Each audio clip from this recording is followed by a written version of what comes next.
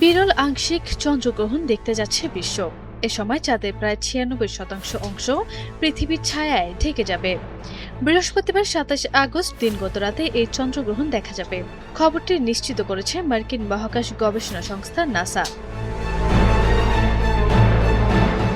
নাসার হিসাব অনুযায়ী আন্তর্জাতিক মান সময় জিএমটি ২৮ আগস্ট ভোর ৪:১২ বাংলাদেশ সময় সকাল ১০:১২ এই চন্দ্রগ্রহণটি সর্বোচ্চ পর্যায়ে পৌঁছাবে। পুরো গ্রহণ প্রক্রিয়াটি শুরু থেকে শেষ পর্যন্ত প্রায় ৫ ঘন্টারও বেশি সময় ধরে স্থায়ী হবে।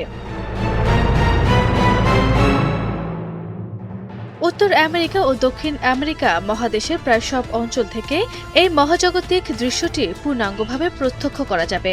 এছাড়া ইউরোপ ও আফ্রিকার কিছু অংশ থেকে চাঁদ ওঠা বা ডোবার মুহূর্তে গ্রহণের আংশিক রূপ দৃশ্যমান হবে।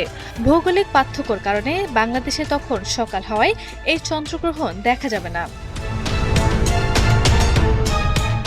জ্যোতির্বিজ্ঞানীরা জানান, চন্দ্রগ্রহণ চলাকালে সম্পূর্ণ ঢেকে না গেলেও চাঁদের সিংহভাগ পৃথিবীর গাঢ় ছায়ায় আচ্ছন্ন হয়ে পড়বে। সূর্যরশ্মি পৃথিবীর বায়ুমণ্ডল ভেদ করে ফিল্টার ও প্রতিসরিত হওয়ার কারণে ছায়াবৃত্ত চাঁদটি তামাটে বা লালচে বর্ণ ধারণ করবে। মহাকাশের এই রূপকে ব্লাড মুন বলা হয়। গত ১২ আগস্টের সূর্যগ্রহণের ঠিক ২ সপ্তাহ পর এই চন্দ্রগ্রহণটি ঘটছে। সূর্যগ্রহণের মতো চন্দ্রগ্রহণ দেখতে চোখের বিশেষ সুরক্ষার চশমার প্রয়োজন হয় না।